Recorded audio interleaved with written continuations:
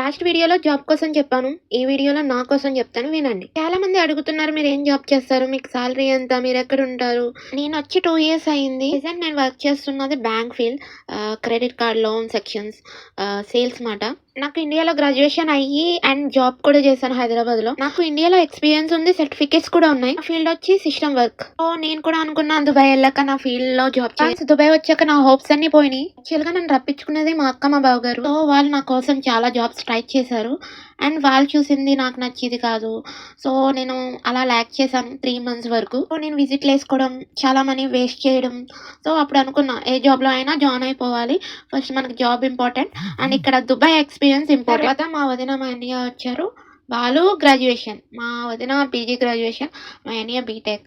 So వాళ్ళకి కూడా same job purpose మీద ఏ జాబ్ దొరకలేదు. సో వాళ్ళు కూడా అదర్ ఫీల్డ్ వర్క్ చేస్తున్నారు. వాళ్ళు కంపెనీలో పర్మనెంట్‌గా జాయిన్ అయిపోయారు. స్టిల్ నేను పర్మనెంట్ వీసా తీసుకోలేదు మా కంపెనీ నుండి. టెంపరరీ వీసాలో ఉన్నా. కంపెనీలో గుడ్ ప్యాకేజీ ఉంది కానీ గుడ్ టార్చర్ కూడా ఉంది. స్టిల్ నేను మంచి జాబ్ కోసం అండ్ గుడ్ ప్యాకేజ్ కోసం చూస్తున్నా.